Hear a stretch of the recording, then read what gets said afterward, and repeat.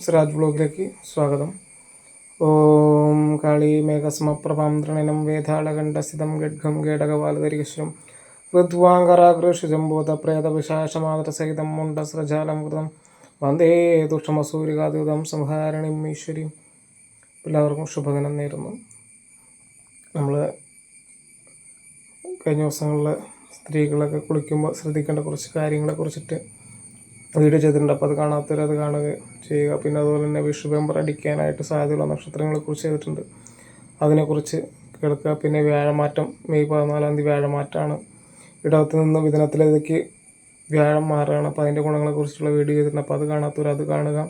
നിങ്ങൾ ഫുള്ളായിട്ട് വീഡിയോ ഒക്കെ കാണുക. പിന്നെ അതുപോലെ തന്നെ എന്താ പറയുക, നമുക്ക് ഇങ്ങനെ ചെയ്യുന്ന വീഡിയോസിനൊന്നും ആരും കാണുന്നില്ല. നിങ്ങൾ കാണുന്നവരൊന്ന് ഷെയർ ചെയ്ത് പരമാവധി എല്ലാവരിലും എത്തിക്കുക. നിങ്ങൾ അറിവിന് വേണ്ടി ചെയ്യുന്നതാണ്. അപ്പോൾ എല്ലാവർക്കും ഒരു അറിവ് കിട്ടിക്കോട്ടെ എന്ന് കരുതി ചെയ്യുന്നതാണ്. അപ്പോൾ ഇന്നത്തെ നമ്മുടെ ഇതിലേക്ക് കിടക്കാം. അതിന് മുമ്പ് നിങ്ങളോട് എല്ലാ ദിവസവും പറയണ പോലെ ഒന്ന് സബ്സ്ക്രൈബ് ചെയ്യും, അതുപോലെ ലൈക്ക് ചെയ്യും, ഷെയർ ചെയ്യുകയൊക്കെ ചെയ്യുക. ഓക്കെ, അപ്പോൾ നിങ്ങൾക്കത് ഇഷ്ടപ്പെടുന്നു എന്നൊക്കെ ഒന്ന് മനസ്സിലാകാൻ വേണ്ടിയിട്ടാണ് ലൈക്ക് ചെയ്യാനും സബ്സ്ക്രൈബ് ചെയ്യാനൊക്കെ പറയണത്. ഷെയർ ചെയ്ത് മറ്റുള്ളവരിലേക്ക് എത്തിച്ചു കഴിഞ്ഞാൽ അവർക്ക് അറിവ് കിട്ടിക്കോട്ടെ എന്ന് വിചാരിച്ചിട്ട്. അപ്പോൾ ഇന്ന് നമ്മൾ ചെയ്യാൻ പോകുന്ന ചൊവ്വ ഭഗവതി ആരാണെന്ന് ഒരു ക്വസ്റ്റ്യൻ ആണെന്ന്. ചൊവ്വ ഭഗവതിനെ കുറിച്ച് ചെയ്യാമോ എന്നൊരു ചോദ്യം നമുക്ക് വാട്സാപ്പിൽ വന്നിട്ടുണ്ട്. നമ്മുടെ ശിഷ്യൻ തന്നെയാണ് ചോദിച്ചിരിക്കുന്നത്, ഒരാൾ ചോദിച്ചിരിക്കുന്നത്. അപ്പോൾ അതിനെക്കുറിച്ചുള്ള വീഡിയോ ചെയ്യുമ്പോൾ ഇപ്പോൾ എല്ലാവർക്കും കൂടി ആയിക്കോട്ടെ എന്ന് വിചാരിച്ചിട്ടാണ് ചെയ്യണത്. അപ്പോൾ ചൊവ്വ ഭഗവതി എന്ന് പറഞ്ഞു കഴിഞ്ഞാൽ ഭദ്രകാളി തന്നെയാണ്, കാളിമാതാവ് തന്നെയാണ്. രക്തം കുടിച്ചുകൊണ്ട് ദാരുകനെ വധിച്ച് രക്തം കുടിച്ചുകൊണ്ടിരിക്കുന്ന, അതേ കുടൽമാലയൊക്കെ ധരിച്ചിരിക്കുന്നവൾ തന്നെ ആണ് ഭദ്രകാളി. ആ ഭദ്രകാളിനെ തന്നെ ചൊവ്വ ഭഗവതിയായിട്ട് പറയണത്. അപ്പോൾ അതിൻ്റെ വേറൊരു ഭാവം പുറത്തുങ്കര ഭാവം എന്നൊക്കെ പറയാം.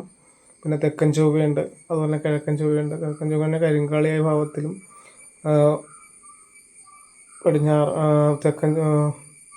കിഴക്കൻ ചൊവ്വേനെ നമ്മൾ കരിങ്കാളി ഭാവത്തിലും, തെക്കൻ ചൊവ്വേനെ നമ്മൾ വാർത്താളി ഭഗവതിയായിട്ടൊക്കെ ആരാധിക്കുന്ന, പല സ്ഥലങ്ങളിൽ പല രീതിയിൽ ആരാധിക്കുന്ന ഒരു രീതിയുണ്ട്. അപ്പോൾ ചൊവ്വ ഭഗവതി എന്ന് പറഞ്ഞു കഴിഞ്ഞാൽ ഭദ്രകാളി തന്നെയാണ്. കൊടുങ്ങല്ലൂരമ്മയായിട്ട് യാതൊരു ബന്ധവുമില്ല. ഓരോ ചൈതന്യത്തിനും ഓരോരോ വ്യത്യസ്ത ഭാവങ്ങളാണ്, അത് മനസ്സിലാക്കാം.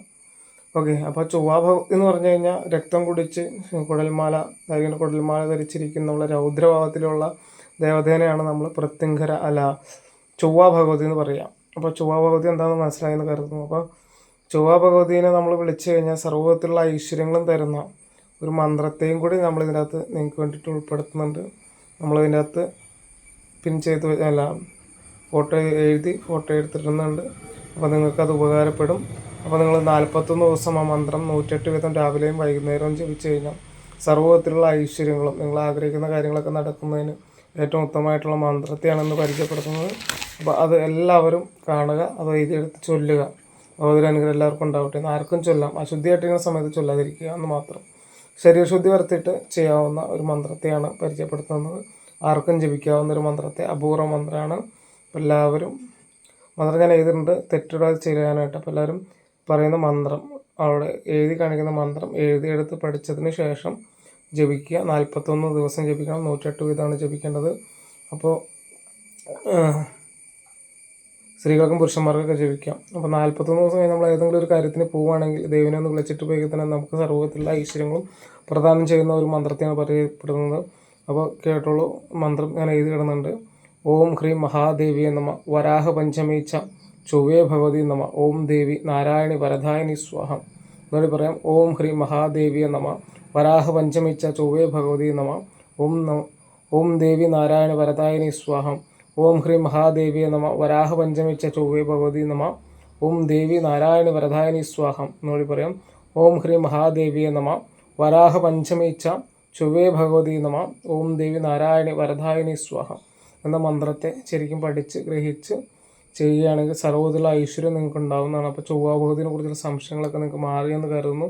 അപ്പോൾ എല്ലാവർക്കും സർവ്വത്തിലുള്ള ഐശ്വര്യങ്ങളും ദേവിയുടെ ഭാഗത്തു നിന്ന് ഉണ്ടാവട്ടെ എന്ന് പ്രാർത്ഥിച്ചുകൊണ്ട്, ദേവിനെ ഇഷ്ടമുള്ള എല്ലാ ഭക്തജനങ്ങളും ഒരു സബ്സ്ക്രൈബ് ചെയ്യും, ലൈക്ക് ചെയ്യും, ഷെയർ ചെയ്യുകയും ചെയ്യുക. അപ്പോൾ ഈ കിട്ടിയ അറിവ് മറ്റുള്ളവരിലേക്കൊന്ന് പകർന്നു കൊടുക്കുക. അപ്പോൾ എല്ലാവർക്കും സർവ്വത്തിലുള്ള ഐശ്വര്യങ്ങളും നേർന്നുകൊണ്ട് നിർത്തുന്നു. നന്ദി, നമസ്തേ.